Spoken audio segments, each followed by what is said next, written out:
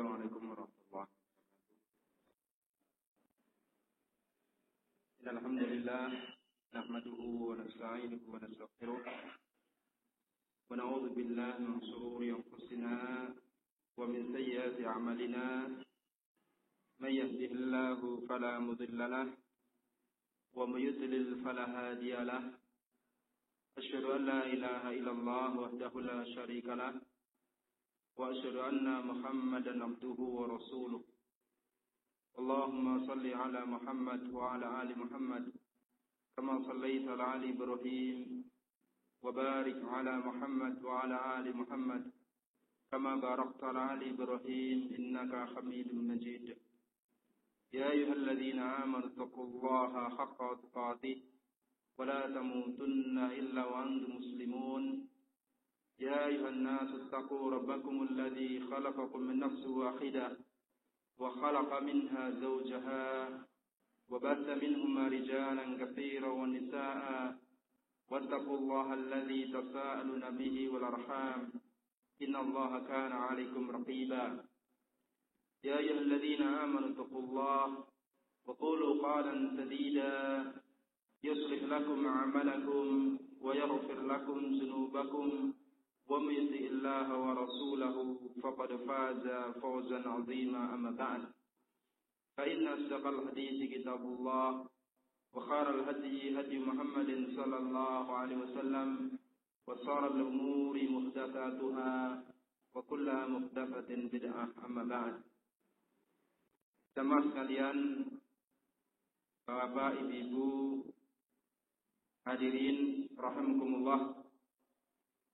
Pertama-tama kami sampaikan jazakumullah khairah kepada panitia yang telah berusaha dengan segenap kemampuannya untuk mengadakan kajian kita pada siang hari ini.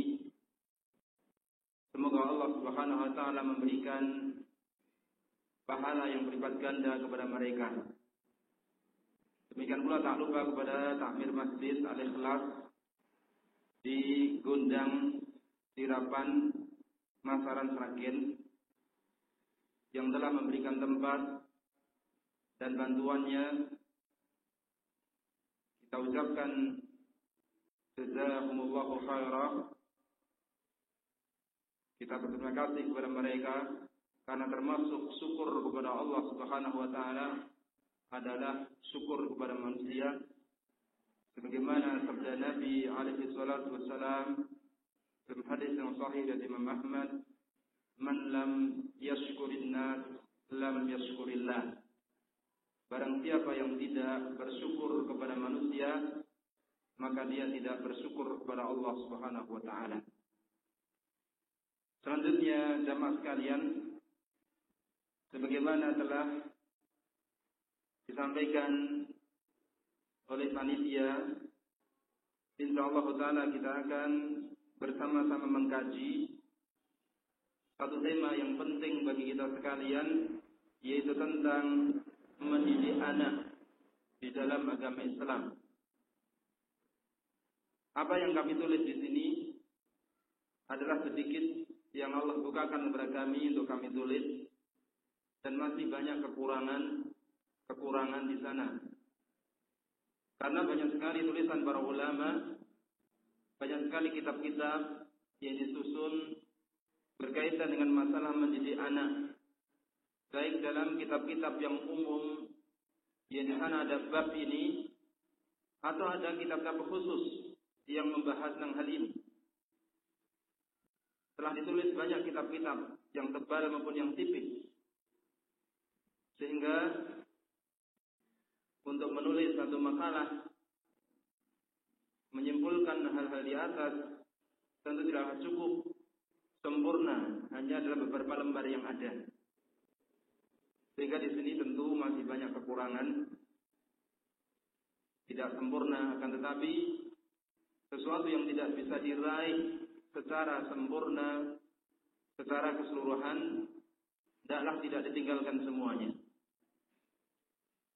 Bagaimana telah disampaikan oleh panitia sebuah makalah yang berjudul Beginilah Seharusnya Mendidik Anak, yaitu ya, ini adalah satu tulisan yang kita sampaikan, yang kita sebutkan tadi bahwa banyak kekurangan di sana, tapi ini adalah satu pengetahuan yang akan kita kaji bersama-sama, yang akan kita pelajari bersama-sama.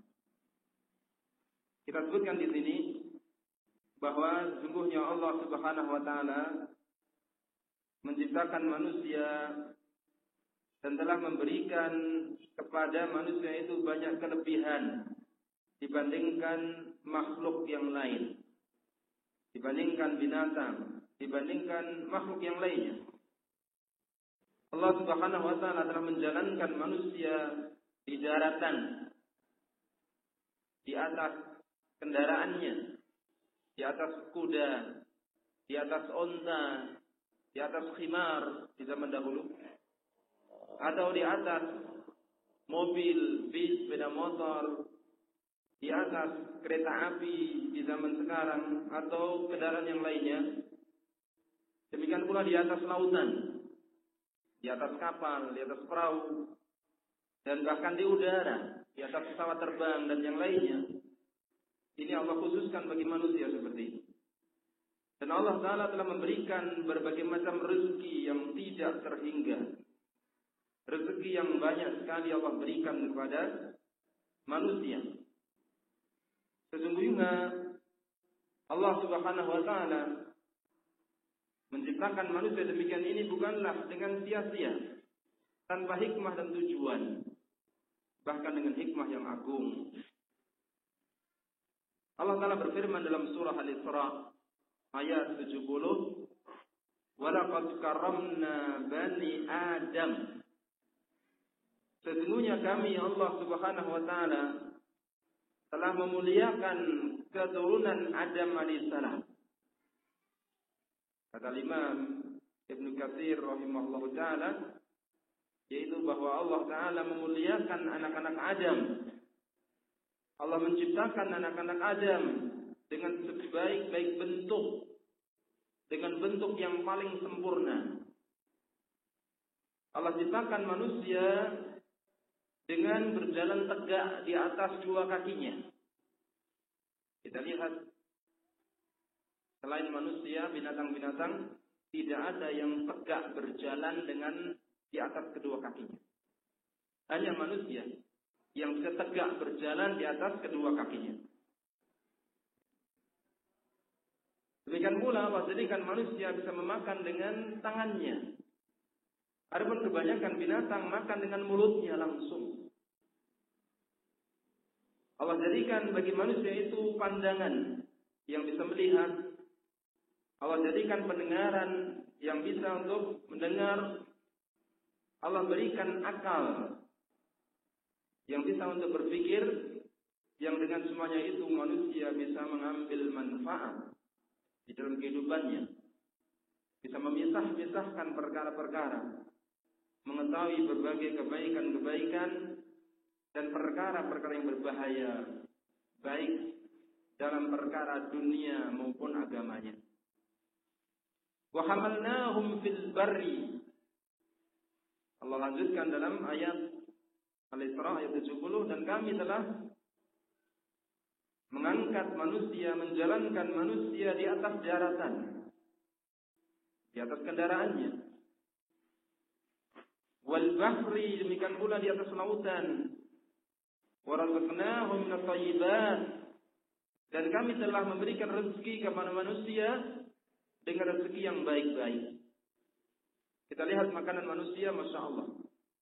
Ada makanan-makanan nabati yang berasal dari tumbuh-tumbuhan yang tidak bisa kita hitung banyaknya. Demikian pula ada buah-buahan bagi manusia dengan beraneka macam ragamnya. Lihatlah bagaimana binatang, rumput dan selalu rumput. Demikian pula manusia Allah berikan makanan dari daging dan susu-susu. Apakah kita pernah lihat ada binatang seperti itu? Kadang makan dari tumbuh-tumbuhan, buah-buahan, kadang daging, kadang susu. Tidak ada. Dan aneka macam ragam makanan-makanan, jenis-jenis yang lezat. Demikian pula Allah berikan bagi manusia pakaian-pakaian yang indah dengan berbagai macam ragamnya yang mereka buat sendiri atau yang didatangkan dari orang-orang lain. Wa faddalnahum ala katsirin mimman khalaqna tafdila. Dan kami telah mengutamakan manusia daripada makhluk yang lain dengan keutamaan yang besar. Hikmah penciptaan manusia adalah agar Allah Ta'ala diibadahi, tidak disekutukan. Allah Ta'ala tidaklah menciptakan manusia dengan sia-sia. Anggapan Allah menciptakan manusia dengan sia-sia adalah anggapan orang-orang yang tidak beriman. Allah berfirman di dalam Al-Quran dalam surah Al-Qiyamah ayat 36 sampai 40. Ayahsabul insanu ayyutraka sudah. Apakah manusia itu mengira bahwa dia itu dibiarkan begitu saja? Al-Imam As-Sabi'i mengatakan, demikian pula Imam Mujahid, Abdurrahman bin Zaid bin Aslam, maksud bahwa manusia dibiarkan begitu saja, yang ini anggapan orang-orang kafir, yakni la yu'mar wa la yunha. Apakah manusia itu mengira bahwa manusia itu tidak ada perintah dari Allah Ta'ala dan tidak ada larangan dari Allah? Tidak ada aturan dari Allah Ta'ala. Al-Imam As-Sudi mengatakan, apakah manusia mengira bahwa dia dibiarkan begitu saja, yakni la yub'ats. Maksudnya apakah dia mengira bahwa dia tidak akan dibangkitkan setelah matinya? Dibiarkan begitu saja setelah matinya. Al-Imam Ibnu Katsir mengatakan, wa zahir adalah ayat ta'ammul halain. Yang nampak bahwa ayat ini mencakup dua makna di atas. Ai laisa yutrak fi hadhihi dunya muhmala, la yu'mar wa la yunha. Yaitu bahwa manusia tidaklah dibiarkan di dunia begitu saja dengan tanpa diperintah dan tanpa dilarang.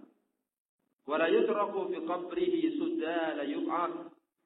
Demikian pula manusia tidak dibiarkan begitu saja di kuburnya dengan tanpa dibangkitkan nantinya. Bal huwa ma'murun manhiyun fid dunya. Bahkan manusia itu diperintah, dilarang di dunia ini, mahsyurun ilallahi fid daril akhirah, dan dia akan digiring, dikumpulkan di hadapan Allah Ta'ala pada hari kiamat. Demikian juga Allah Ta'ala memberikan cobaan-cobaan kepada manusia. Dengan kesenangan, dengan kesusahan. Semua adalah cobaan. Dan pada hari kiamat nanti Allah akan mengumpulkan manusia dan akan bertanya terhadap perbuatan mereka. Kemudian, bahwa di antara yang Allah perintahkan kepada manusia adalah supaya menjaga keturunan dengan baik, menyelamatkan diri pribadi, keluarga, dan anak dari siksa api neraka. Ini di antara yang Allah perintahkan, sebagaimana Allah sebutkan dalam kitab sucinya dalam surah At-Tahrim ayat yang ke-6. Dalam surah At-Tahrim ayat yang ke-6. Allah Ta'ala berfirman, ya ayyuhalladzina amanu, wahai orang-orang yang beriman, qu anfusakum, jagalah diri kamu, wa ahlikum, demikian pula jagalah keluarga kamu, nara, dari api neraka. Wa quduhan nas wal hijarah, bahan bakar neraka itu adalah manusia dan batu. Alaiha malaikatun ghilabun syidad, penjaga-penjaga neraka itu adalah malaikat-malaikat yang kasar, yang keras. La ya'sunallaha ma amarahum. Para malaikat tidak akan bermaksiat kepada Allah Ta'ala terhadap apa yang Allah perintahkan kepada mereka. wa yaf'aluna ma yu'marun, dan mereka melakukan apa yang Allah perintahkan. Imam Ibnu Jarir At-Tabari rahimahullah taala mengatakan dalam kitab beliau dalam tafsir At-Tabari, dia mengatakan ya ayyuhalladzina saddaqullaha wa rasulahu qu anfusakum. Allah taala berfirman, wahai orang-orang yang membenarkan Allah dan Rasulnya, qu anfusakum, jagalah diri kamu. Yaqul allimu ba'dukum ba'dha ma takuna bihi man tu'allimunahu an-nara. Yaitu hendaklah sebagian kamu mengajar kepada sebagian yang lain perkara yang akan menjaga kamu dari siksa neraka. Wa tadfa'unahu anhu idza 'umila bihi. Demikian pula akan menolak siksa neraka dari kamu jika ilmu tersebut diajarkan. Min ta'atillah, yaitu ketaatan kepada Allah Ta'ala. Wa'malu bi ta'atillah, demikian pula hendaklah kamu melaksanakan ketaatan kepada Allah Subhanahu wa taala. Jadi awal ayat ini Allah mengatakan qu anfusakum, jagalah diri kamu dari siksa neraka. Al-Imam Ibnu Jarir mengatakan maksudnya adalah kamu taat kepada Allah Ta'ala, melaksanakan perintahnya, menjauhi larangannya. Ini butuh ilmu. Kemudian jagalah juga diri kamu, keluarga kamu, wahlikum, keluarga kamu, anakmu, istrimu, pegawaimu dari siksa api neraka. Ini dengan mengajarkan kepada mereka hal-hal yang akan menyelamatkan mereka dengan iman.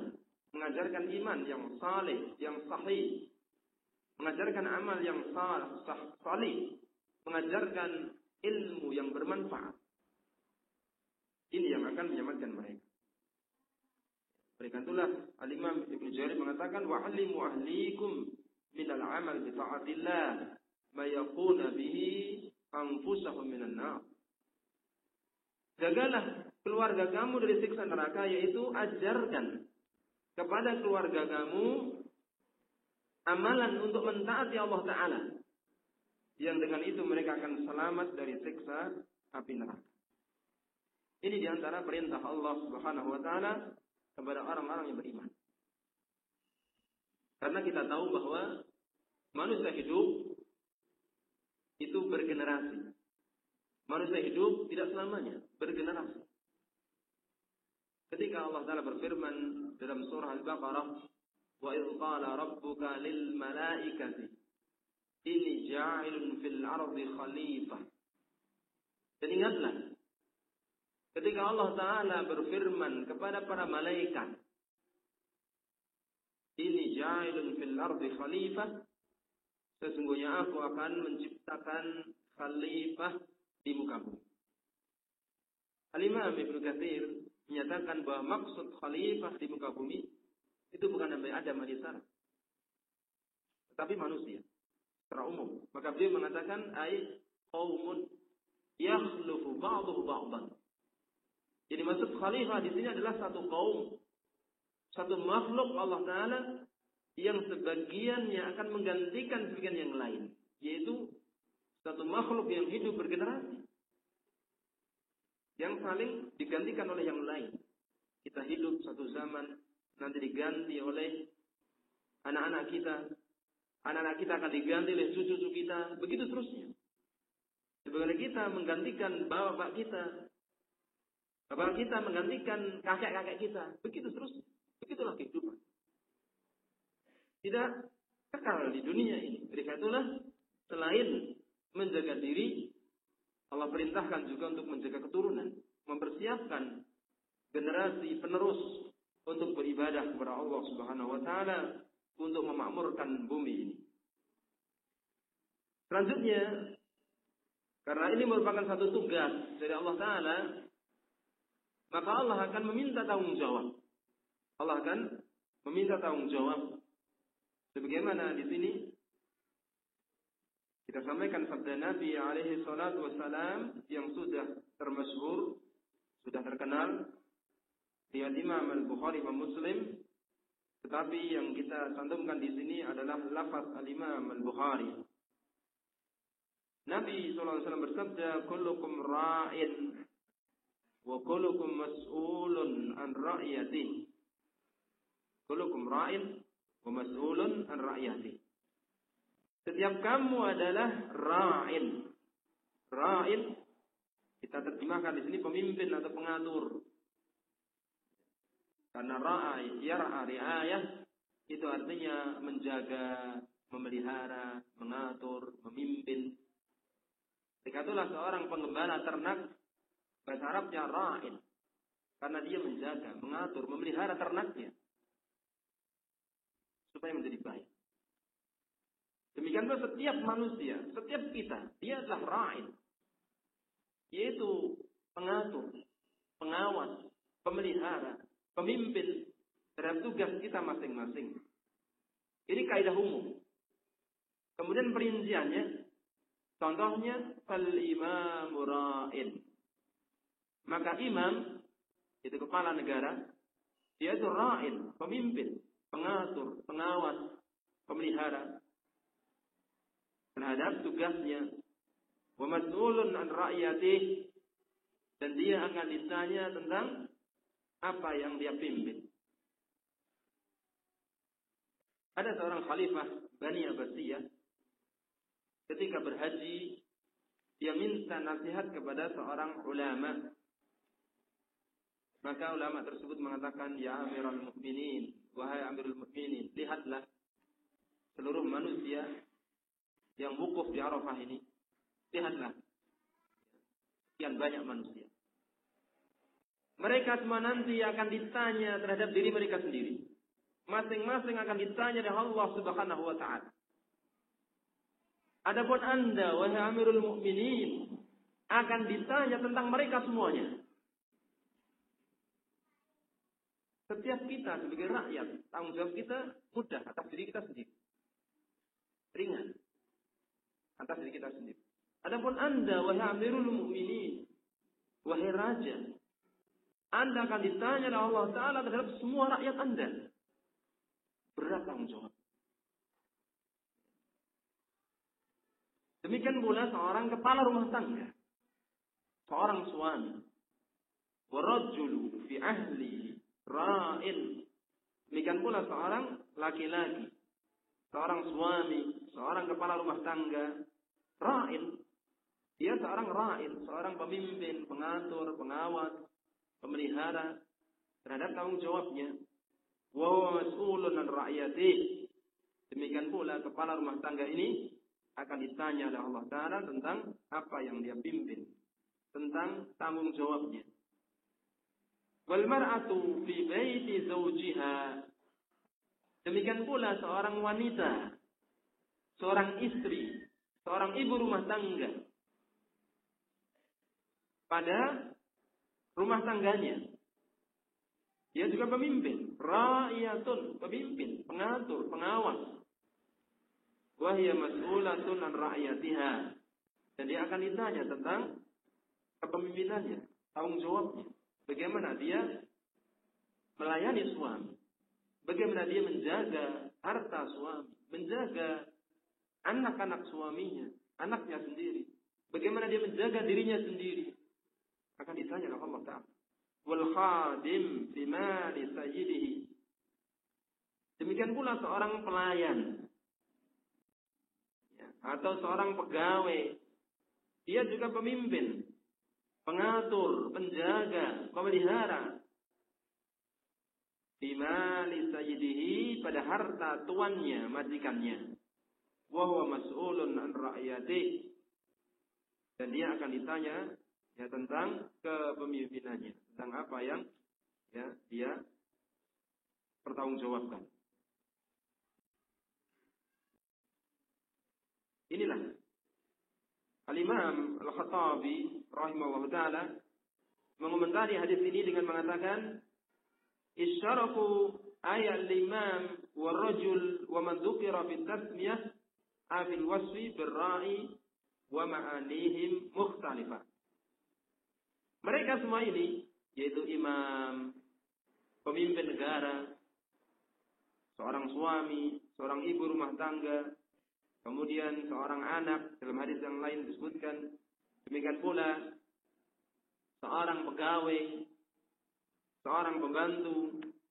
Mereka ini sama-sama sebagai ra'i, sebagai pengatur, pengawas, pemimpin, penjaga. Akan tetapi dengan makna berbeda-beda. Fari'ayatul imamil a'zam, adapun tugas yang harus dilaksanakan oleh pemimpin satu negeri, qiyadatus syariah biiqamatil hudud wal 'adl fil hukm, yaitu menjaga syariat Islam dengan menegakkan hukum-hukumnya dan bersikap adil di dalam keputusannya. Wajibannya besar. Wa ri'ayatul rajul ahlahu, sedangkan tugas seorang suami terhadap keluarganya, siyasatuhu lil amrihim wa isalihim huquqahum, yaitu memimpin urusan keluarga dan menunaikan hak-hak keluarga. Apa hak istrinya, apa hak anaknya, apa hak dari pegawainya, pembantunya, akan ditanya Allah Ta'ala. Wa ri'ayatul mar'ati tadbiru amril bait wal aulad. Demikian pula tugas seorang wanita ibu rumah tangga mengurus urusan rumah tangga dan anak-anak, wal khadam wan nasihah lizauj fi kulli dzalik. Demikian pula melayani terhadap suaminya, bersikap tulus kepada suaminya di dalam semua hal tersebut ya.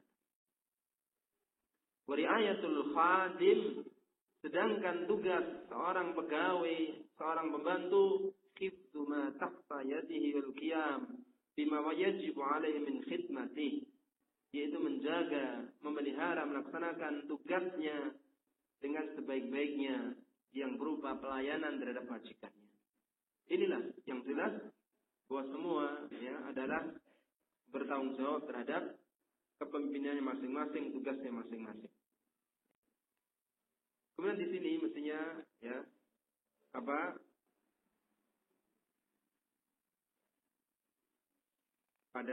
Arabnya ini ya, itu mestinya sampai pada an ra'iyatihi, jadi baris ya. Yang dua terakhir itu mestinya tidak ada. Di baris dua itu ya, dihilangkan. Jadi kita kurang teliti ya, di dalam menulis ini. Jadi Anda melihat pada halaman yang pertama itu dua baris Arab khat yang dari bawah dan atasnya, paling bawah dan atasnya itu mestinya tidak ada, sehingga tidak kita terjemahkan dalam terjemahannya. Kemudian di sini kita nukilkan ya perkataan Syekh Jamal Abdul Rahman hafizahullah dalam kitab beliau Atfalul Muslimin, anak-anak kaum muslimin, kaifa rabbahum an-nabiyul amin, bagaimana Nabi Muhammad SAW mendidik mereka. Beliau mengatakan bahwa seorang anak ini merupakan amanah yang Allah bebankan pada orang tua. Jadi selain anak itu sebagai nikmat, anugerah ya, yang menggembirakan orang tua, maka anak ini juga amanah. Hati anak ini masih bersih, seperti mutiara tanpa gambar dan lukisan. Hati anak yang belum kena pengaruh apa-apa masih bersih, ya, seperti mutiara tanpa gambar dan lukisan. Dan dia siap menerima segala macam lukisan. Tergantung siapa yang melukis pada diri si anak. Dia akan condong kemana dia diarahkan. Karena masih kecil, masih muda, masih bersih. Akan condong kemana dia diarahkan. Diajak kemana ikut. Seperti jahan, pohon yang masih kecil, diarahkan kemana ikut. Tetapi kalau jahan itu sudah kuat, besar, susah, ditarik-tarik susah. Masih kecil masih bisa diarahkan dengan mudah. Begitulah si anak. Jika anak diajari dan dibiasakan melakukan kebaikan, kita perhatikan ini. Ya. Jika anak yang masih kecil tadi dibiasakan, diajari, dibiasakan melakukan kebaikan, insya Allah anak itu akan tumbuh di atas kebaikan. Dibiasakan, diajari, dibimbing, dibina. Insya Allah anak akan tumbuh di atas kebaikan. Sehingga dia akan berbahagia. Si anak akan berbahagia. Walaupun di awalnya susah. Disuruh ini susah. Tapi membawa kebahagiaan ketika dewasa dia. Demikian juga orang tuanya dan pendidiknya akan berbahagia. Lihat anak yang tumbuh, berkembang dengan baik, orang tua, pendidiknya senang. Sebaliknya, jika si anak dibiasakan melakukan keburukan, jadi keburukan dilakukan, dibiarkan. Dan dibiarkan seperti binatang. Tidak diurus, dibiarkan. Maka dia akan celaka dan sengsara ketika dewasanya. Dan tanggungan dosanya berada di pundak orang tua. Karena membiarkannya. Karena tidak bertanggung jawab di dalam menjaga diri anak tersebut dari siksa neraka. Kemudian Syekh melanjutkan, sesungguhnya pendidikan dan pembinaan anak bukanlah kebutuhan kemewahan. Ada kebutuhan primer, sekunder, tersier, kemewahan. Yang punya rumah harus dengan bentuk-bentuk yang indah, dengan lukisan-lukisan. Ini kemewahan. Seandainya nggak ada, nggak masalah. Dan pendidikan anak bukanlah kebutuhan kemewahan yang hanya dimiliki oleh orang-orang tertentu, orang khusus. Sebagaimana di zaman penjajahan. Di zaman penjajahan, pendidikan anak kan seperti kemewahan, ya. Yang bisa sekolah hanya anak bendoro, hanya anak temenggung umpamanya. Anak petani, pedagang nggak usah sekolah zaman dahulu. Bukan kebutuhan kemewahan, namun merupakan kebutuhan dasar yang wajib dilakukan untuk menjaga anak dari siksa neraka. Kebutuhan dasar dan pokok primer. Bahkan sebagian ulama menyebutkan kebutuhan ini lebih penting daripada makan dan minum. Karena tanpa makan dan minum, manusia akan mati. Selesai hidupnya di dunia. Sengsara sementara. Tetapi akhirnya mati. Tetapi tanpa pendidikan yang baik, sehingga menjadi orang yang celaka di dunia dan di akhirat, menjadi orang yang kafir dan syirik, musyrik, celakanya selama-lamanya. Oleh karena itu, pengajaran dan pembinaan akan menghantarkan ke surga insyaallah ta'ala. Sedangkan menelantarkannya berarti jalan ke neraka. Ini secara ghalib, secara umum demikian. Walaupun semua dengan takdir Allah subhanahu wa ta'ala. Sesungguhnya pendidikan dan pembinaan merupakan sebaik-baik hadiah yang diberikan orang tua kepada anak. Dan itu lebih baik daripada dunia dan seisinya. Orang tua kalau pergi biasa membawa hadiah, oleh-oleh.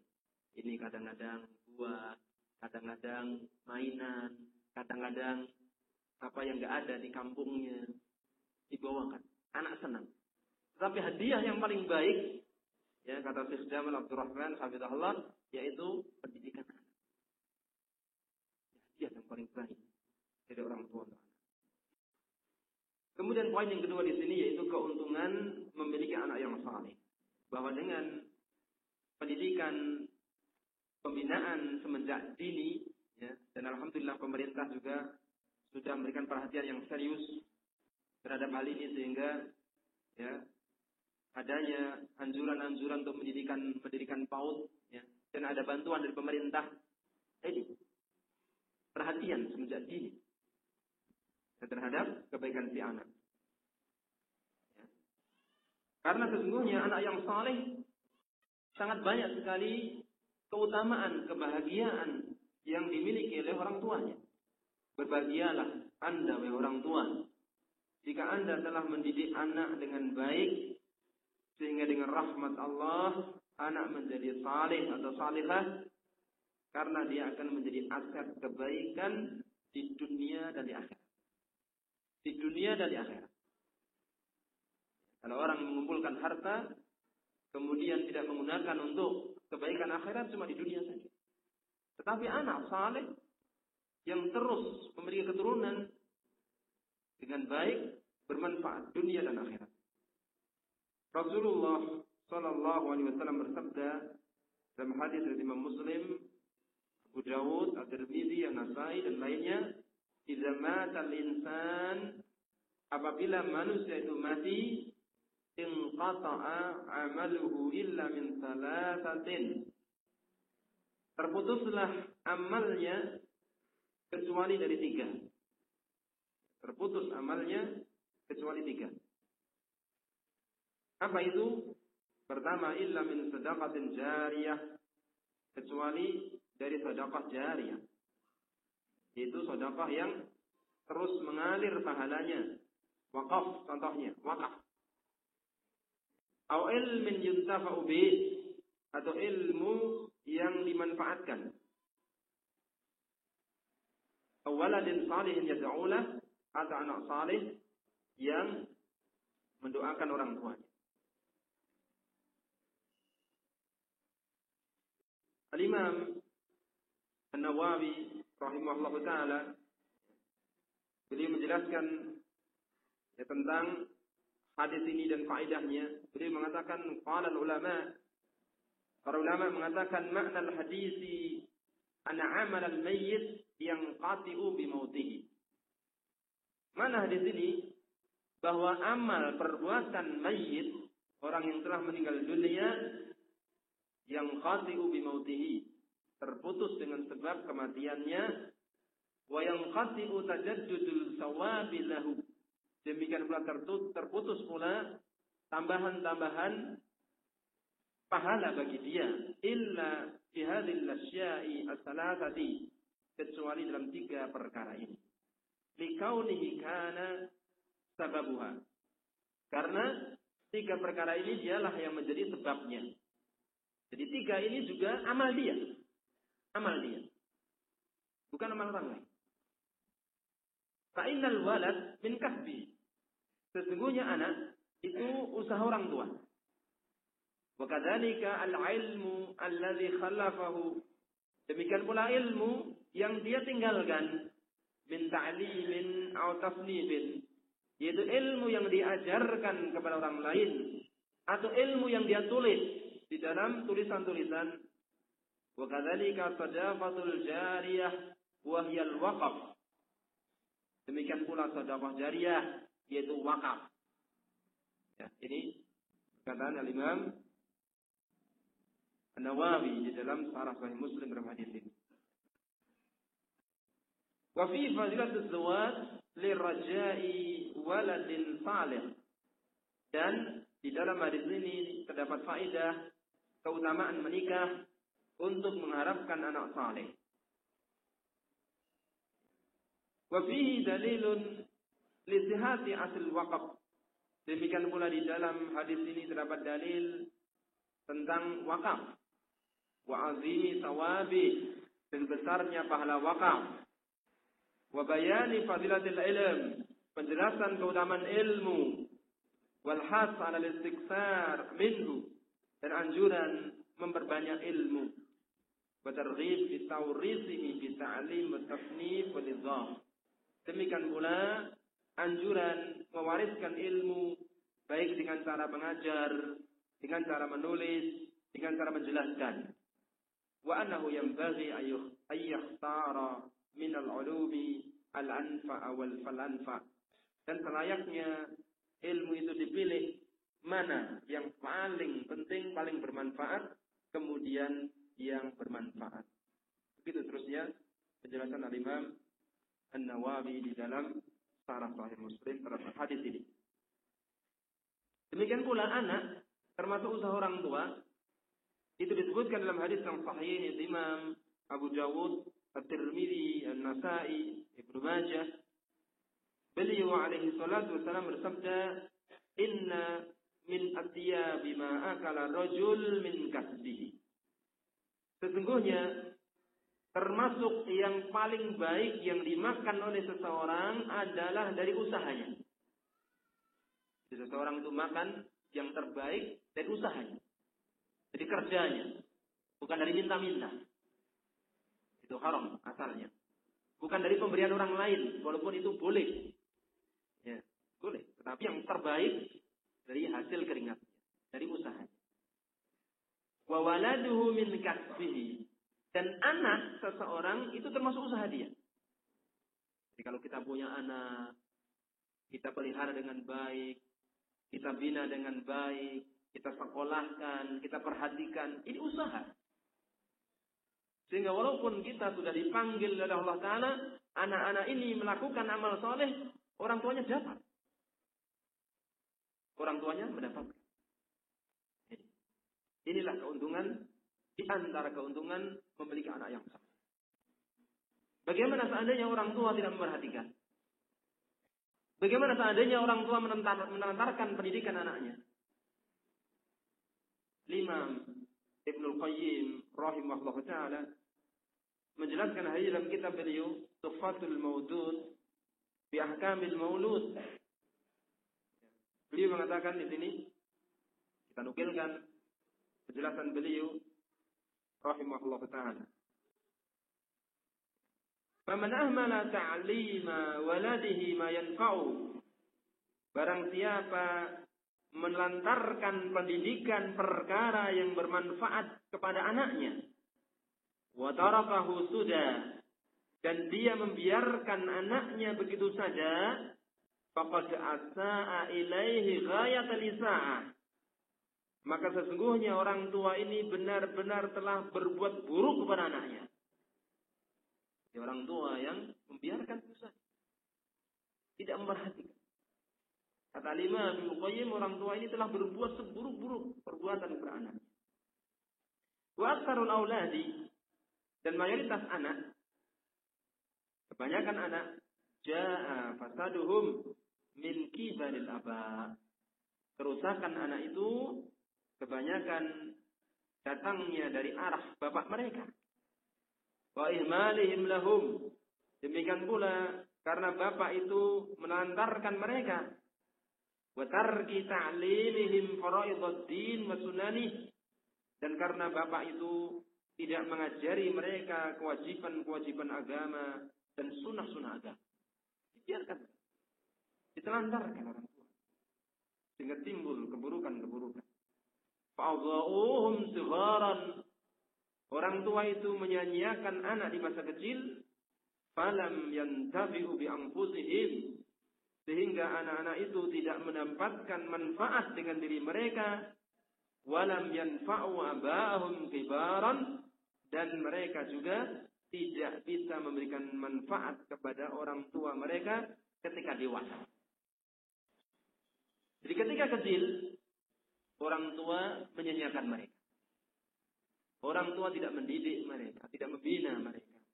Sehingga ketika dewasa, anak ini tidak bisa mengambil manfaat dari diri sendiri. Untuk dirinya sendiri. Tidak berbuat hal-hal yang bermanfaat di dunia dan di akhirat. Tidak mau kerja. Maunya cuma main saja. Berbuat hal yang merusakkan dirinya, membahayakan dirinya. Walam yanfa'u aba'ahum. Sehingga ketika dewasa tidak memberikan manfaat kepada orang tuanya. Malah kadang menyusahkan. Menjadi anak yang durhaka. Karena susahnya punya anak. Jadi dia sejak kecil menjadi orang tua yang menjadi anak yang durhaka. Beberapa kali saya bertemu dengan orang tua yang ngelus jodoh. Sambat. Anakku sudah sejak kecil dibina, dipelihara, disekolahkan. Ada orang tua yang ngomong kepada saya. Anak saya itu Masya Allah. Masih kecil saya sekolahkan.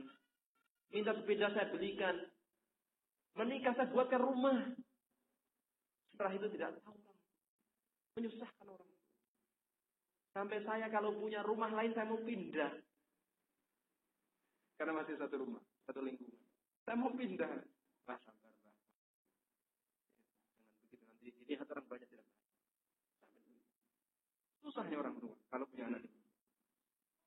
Imam Ibnu Qayyim mengatakan kama ataba ba'dhum waladah wa lal uquq. Sebagaimana pernah terjadi sebagian orang tua menegur anaknya atas sikap durhaka. Faqala ya abadi, Maka si anak menjawab, "Wahai bapakku, innaka aqaqtani saghiran." Engkau dahulu durhaka terhadapku di masa kecilku. Engkau tidak mengurusi aku. Engkau membiarkan aku saja. Tidak membina aku, mendidikku ketika aku kecil.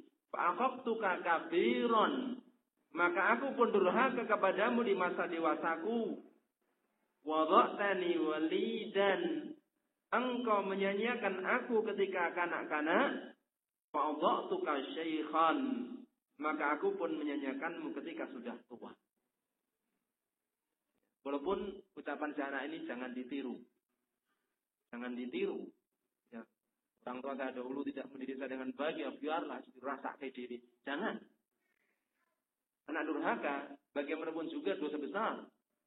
Walaupun orang tua kita dahulu nggak mengurus kita dengan baik, tetap kita wajib berbakti. Karena hak mereka sebagai orang tua tidak hilang dengan sebab mereka tidak mengurusi kita dengan baik. Tetap mereka punya hak dihormati, dimuliakan, berbakti. Bahkan walaupun orang tua itu kafir, tetap ada hak birrul walidain. Ini.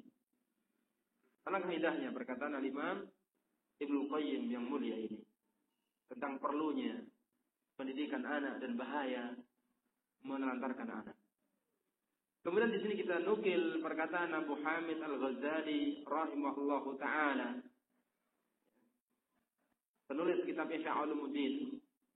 Beliau mengatakan, sesungguhnya jika anak kecil ditelantarkan di awal pertumbuhannya, ketika kecil dibiarkan, ditelantarkan, umumnya dia akan menjadi orang yang buruk akhlaknya. Kata Al-Ghazali, Abu Hamid Al-Ghazali rahimahullah, suka berdusta, hasad, suka mencuri, suka nalimah, adu domba, suka meminta-minta, suka berbuat yang sia-sia, suka tertawa, suka melakukan tipu daya, dan kurang ajar. Itu kebanyakan ada demikian karena dibiarkan di masa kecilnya. Melakukan hal-hal yang nggak ada faedahnya. Sampai kita lihat ya di kota-kota besar terutama, ada anak-anak yang sukanya melakukan hal-hal yang kita pandang membahayakan. Kebut-kebutan dengan sepeda motor. Ya, bahkan pernah ya, di sebagian kota di Solo itu kita lihat menjadi kebiasaan ya, ngebut dengan sepeda motor itu bahkan sambil tidur. Ya. Bukan tangan yang megang setangnya, tapi kakinya yang memegang setangnya. Untuk apa dia cari seperti itu? Bahkan dengan ditonton mereka bergembira dan berbangga. Sampai demikian. Si anak yang tidak mengetahui hal-hal yang bermanfaat bagi diri, bahkan melakukan hal yang berbahaya bagi diri. Kemudian Abu Hamid Al-Ghazali rahimahullah mengatakan, semua itu hanyalah dicegah dengan pendidikan yang baik, dengan pendidikan yang baik. Kemudian disibukkan di sekolah, disibukkan dengan kegiatan-kegiatan yang positif, yang bermanfaat. Sehingga dia belajar Al-Quran, belajar hadis-hadis pilihan, belajar kisah-kisah orang-orang saleh dan keadaan orang-orang saleh, agar tertanam di dalam jiwanya kecintaan kepada orang-orang saleh. Tidak dibiarkan kosong waktunya, tapi diberi kegiatan-kegiatan positif. Ini ditulis oleh Abu Hamid Al-Ghazali rahimahullah dalam kitab Ihya Ulumuddin, juz 3 halaman 62, yang kita nukil dari kitab Atfalul Muslimin. Dan perlu diketahui bahasanya Abu Hamid Al-Ghazali rahimahullah ta'ala, yang di Indonesia dikenal dengan gelar beliau Hujjatul Islam, dan sangat terkenal dan masyhur dengan kitab beliau Ihya Ulumuddin. Ya. Sesungguhnya beliau di dalam kehidupan beliau itu memiliki banyak fase di dalam kehidupan beragama. Beliau pernah menggeluti yaitu pemikiran sufiyah. Beliau pernah menggeluti pemikiran filsafat, ilmu kalam, dan lain-lain yang akhirnya semua beliau tinggalkan Kemudian di akhir-akhir hidupnya beliau banyak mempelajari sunnah dan hadis. Sampai seorang murid beliau, Ibnul Arabi, mengatakan guru kami Abu Hamid Al-Ghazali, beliau wafat dengan Sahih Bukhari di dadanya. Seandainya beliau berumur panjang, tentu beliau akan menjadi tokoh ulama dalam bidang hadis. Sebagaimana beliau telah menjadi tokoh dalam bidang filsafat, dalam bidang tasawuf dan sebagainya yang pernah beliau tinggalkan. Karena itu termasuk ilmu yang menyimpang. Ini perlu kita ketahui. Kemudian karya-karya beliau itu kebanyakan yang beredar masih tercampuri dengan perjalanan awal beliau. Ini kita sampaikan kenapa? Karena supaya tidak salah sangka, kenapa menukil dari Abu Hamid Al-Ghazali, kita nukil yang baik-baik. Adapun yang buruk-buruk yang ada dalam kitab Ihya, maka kita tinggal. Kemudian di sini kita sampaikan juga ya, tentang bahwa pendidikan anak itu asalnya dimulai dari rumah. Asalnya dimulai dari rumah, kenapa? Karena memang kedua orang tuanya lah yang mulai awal dan paling banyak bertemu dengan si anak. Nabi SAW sudah mengingatkan hal ini dalam hadis beliau, kullu mauludin yuladu 'alal fitrah. Kullu mauludin, semua bayi, yuladu 'alal fitrah, dilahirkan di atas fitrah. Semua bayi tanpa kecuali dilahirkan di atas fitrah, yaitu di atas kesucian, di atas Islam. Begitu menurut penafsiran mayoritas ulama yang disebutkan oleh Al-Hafidz Ibn Hajar dalam Fathul Bari. Di atas fitrah, ini di atas Islam. Maksudnya bahwa bayi tersebut, anak tersebut siap menerima Islam, siap menerima al-haq. Karena memang Islam sesuai dengan fitrah manusia. Bagaimana firman Allah Ta'ala, fa'akim wajhaka lid-dini hanifa fitratallahi allati fataran nasa 'alaiha la tabdila li khalqillah dzalika dinul qayyim walakinna aktsaran nasi la ya'lamun. Dalam surah Ar-Rum ayat 30. Hadapkanlah wajahmu, ya. Fa'akim wajhaka hanifa, fa'akim wajhaka, hadapkanlah wajahmu kepada agama Allah Ta'ala dengan lurus. Bid-dini hanifa. Fitratallahi allati fatarna 'alaiha. Allah telah menjadikan fitrah manusia itu sesuai dengan agama Allah. La tabdila li khalqillah. Jangan sampai ada perubahan di dalam agama Allah Ta'ala. Dzalika dinul qayyim. Itu adalah agama yang lurus. Walakinna aktsaran nasi la ya'lamun. Tetapi mayoritas manusia tidak mengetahui. Fa'abawahu yuhawwidani. Kemudian kedua orang tuanya yang mengajarkan agama Yahudi kepada si anak, au yunasranihi, atau mengajarkan agama Nasrani kepada si anak, au yumajjisanihi, atau mengajarkan agama Majusi kepada si anak. Orang tua yang paling dekat, yang paling berpengaruh. Itulah ya, orang tua itu yang pertama kali hendaklah memperhatikan anaknya, mendidik anaknya, membiasakan dengan kebaikan-kebaikan, sehingga anak terbiasa dengan kebaikan. Kita lihat contoh di sini bagaimana Nabi SAW mendidik anak sejak kecil, yaitu seorang anak yang bernama Umar bin Abi Salamah, yang mana Umar bin Abi Salamah ini adalah anak tiri Nabi Muhammad SAW. Beliau ini anak tiri Nabi SAW. Jadi Umar bin Abi Salamah ini, ya, setelah bapaknya meninggal, Abu Salamah, kemudian ibunya Ummu Salamah dinikahi oleh Nabi SAW. Sehingga semenjak kecil ikut Nabi SAW. Beliau mengatakan, kuntu hulaman fi hajri Rasulillah sallallahu alaihi wasallam. Aku dahulu adalah seorang bocah di bawah pemeliharaan Rasulullah sallallahu alaihi wasallam. Jadi beliau sebagai anak tiri Nabi sallallahu alaihi wasallam. Wa kanat yadi tatisu bis safhah. Ketika makan, tanganku menggerayangi piring besar yang digunakan untuk makan bersama. Jadi safhah, ya, safhah adalah piring besar yang biasa orang makan bersama. Waktu itu Nabi makan bersama dengan si anak ini. Si anak ini menggerayangi kemana-mana, tangannya kemana-mana. Yang kelihatan menarik, dia ambil. Faqala li Rasulullah sallallahu alaihi wasallam, maka Rasulullah sallallahu alaihi wasallam bersabda kepadaku, ya ghulam, wahai bocah, hai nak, wahai bocah, wahai nak. Ini sikap lemah lembut. Ya, karena asal pendidikan anak itu lemah lembut, bukan dengan kasar, bukan dengan keras. Nabi Muhammad SAW mengingatkan hal ini di dalam hadis yang sahih dari Imam Al-Bukhari dan Muslim. Beliau bersabda, "Makana rifqu fi syai'in illa zanahu." Tidaklah sifat lemah lembut itu ada pada sesuatu kecuali menjadikannya indah. Wa man nuzi'an syai'in ila syanahu. Dan tidaklah lemah lembut itu dihilangkan dari sesuatu kecuali menjadikannya buruk. Lemah lembut terhadap anak itu asalnya lemah lembut. Wahai nak, samillah, sebutlah nama Allah. Kalau makan baca bismillah dulu.